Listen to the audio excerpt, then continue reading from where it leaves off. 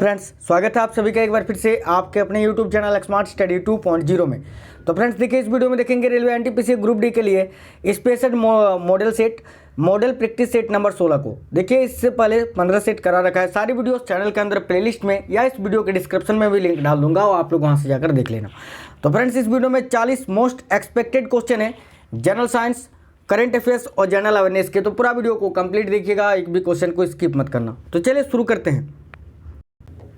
सभी साथियों से रिक्वेस्ट है, वीडियो को सभी साथी अपना एक लाइक कर दीजिए, शेयर कर दीजिए दोस्तों के साथ। जितने भी साथी क्लास में नए हैं, चैनल सब्सक्राइब करके बेल आइकन को ऑन कर लेना।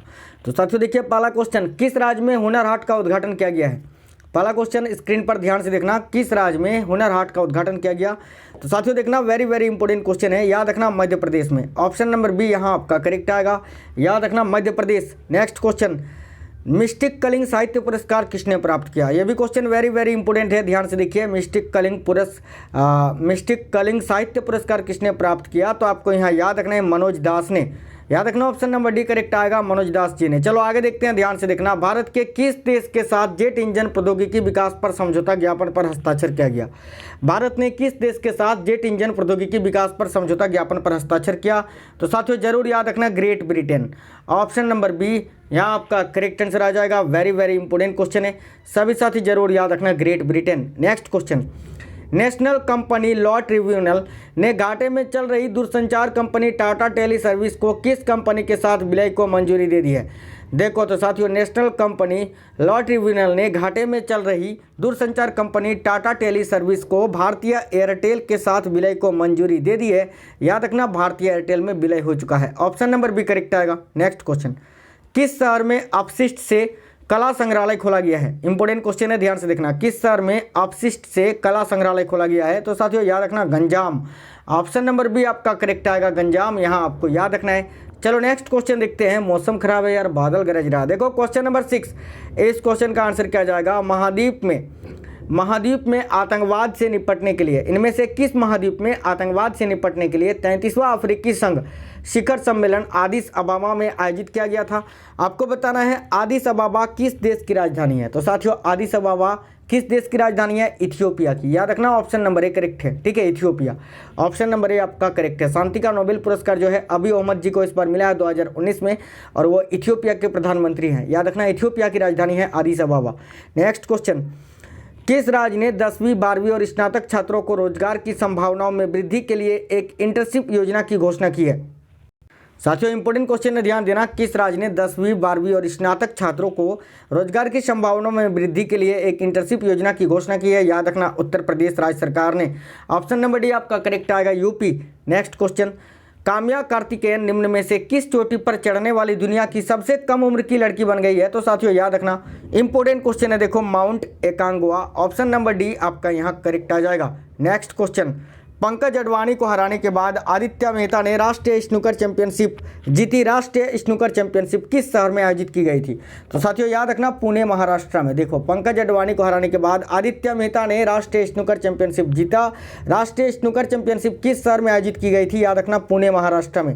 नेक्स्ट क्वेश्चन, किस संगठन ने नए नोवल कोरोना वायरस के प्रसार का मुकाबला करने के लिए $2 मिलियन की निधि को मंजूरी दी है? तो साथियों एडीबी ने। याद रखना एशियन डेवलपमेंट बैंक, एशियाई विकास बैंक ने। ऑप्शन नंबर ए आपका करेक्ट आ जाएगा। नेक्स्ट क्वेश्चन, क्वेश्चन नंबर 11, ध्यान से देखना। हाइड्रोबोरॉन ऑक्सीकरण का विवरण सर्वप्रथम किसने दिया था? इंपॉर्टेंट क्वेश्चन है साथियों, ध्यान से देखना। देखो हाइड्रोबोरॉन ऑक्सीकरण का विवरण सर्वप्रथम किसने दिया था? तो याद रखना HC ब्राउन ने। ऑप्शन नंबर बी आपका करेक्ट आएगा, HC ब्राउन। नेक्स्ट क्वेश्चन, अपमार्जक बनाने का मूल यौगिक कौन सा होता है? तो साथियों देखना इंपॉर्टेंट क्वेश्चन है, अपमार्जक बनाने का मूल यौगिक होता है अल्कोहल। ऑप्शन नंबर ए, यहाँ ऑप्शन नंबर ए आपका करेक्ट आ जाएगा, अल्कोहल, याद रखना है। नेक्स्ट क्वेश्चन, एक जीन एक एंजाइम सिद्धांत को किसने प्रतिपादित किया था? देखना इंपॉर्टेंट क्वेश्चन है और इस क्वेश्चन का आंसर क्या जाएगा? एक जीन एक एंजाइम सिद्धांत को किसने प्रतिपादित किया था? याद रखना बीडल और टेटम ने। ऑप्शन नंबर डी करेक्ट है साथियों, बीडल और टेटम, याद रखना। नेक्स्ट क्वेश्चन, वहाँ गुणसूत्र जो मनुष्यों में लिंग का निर्धारण करता है उसे लिंग गुणसूत्र कहते हैं, अन्य गुणसूत्रों को क्या कहते हैं? तो साथियों देखना, वह गुणसूत्र जो मनुष्यों में लिंग का निर्धारण करते हैं उसे लिंग गुणसूत्र कहते हैं, और अन्य गुणसूत्रों को कहते हैं अलिंग सूत्र।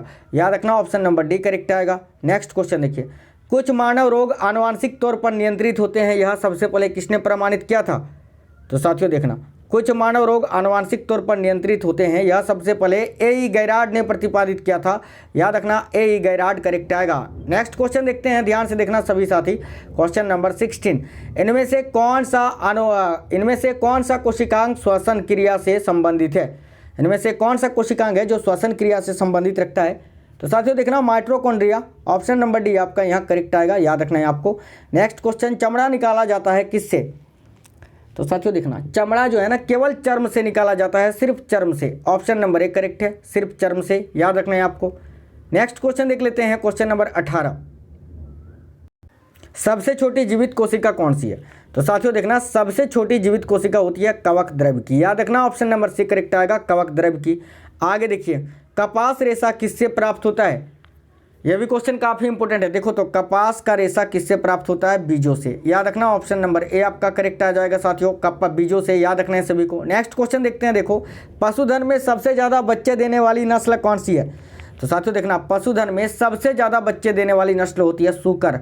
ऑप्शन नंबर ए आपका करेक्ट आएगा, याद रखना। नेक्स्ट क्वेश्चन देखते हैं, निम्न में से राजस्थान में किस नस्ल की भेड़ की ऊन अति उत्तम की होती है?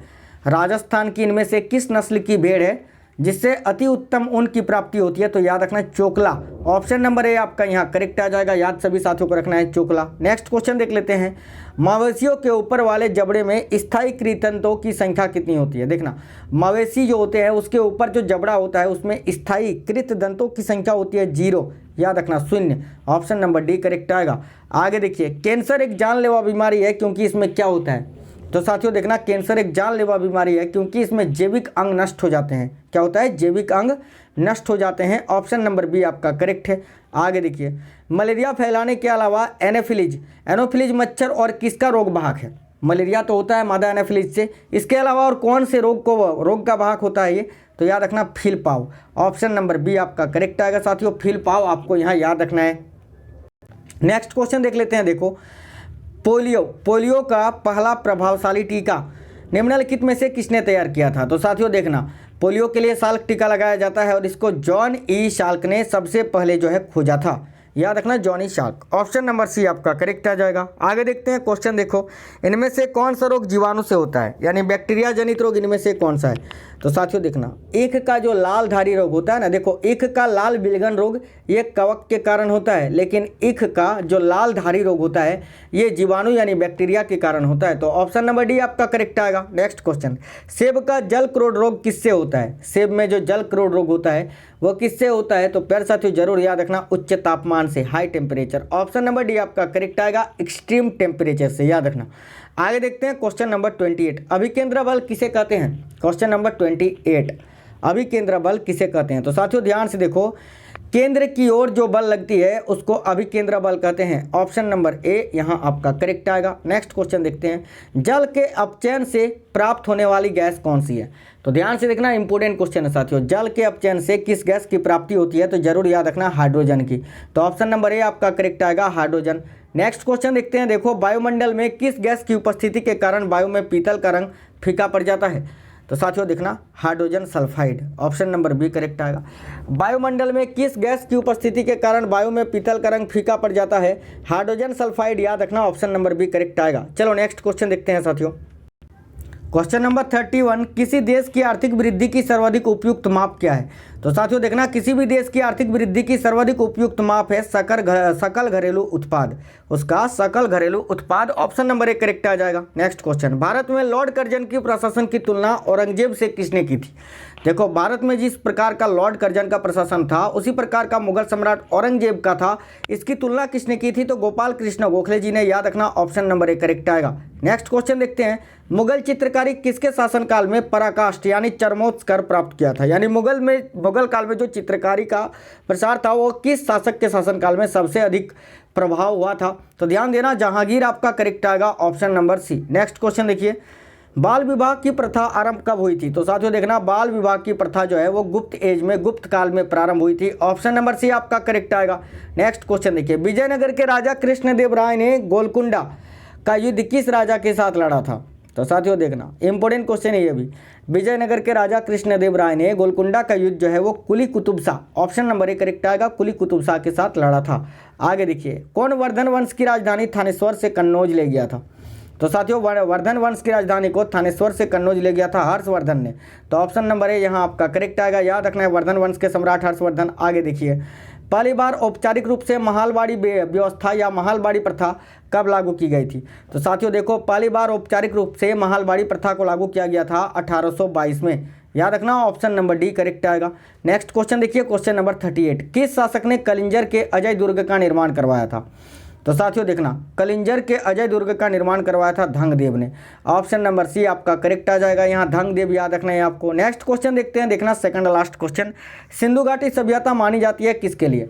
तो साथियों देखना, सिंधु घाटी सभ्यता जो मानी जाती है अपने नगर नियोजन के लिए। तो ऑप्शन नंबर ए आपका करेक्ट आ जाएगा। चलो अंतिम क्वेश्चन इस क्लास का देखो, चीनी उत्पादन में भारत का विश्व में कौन सा स्थान है?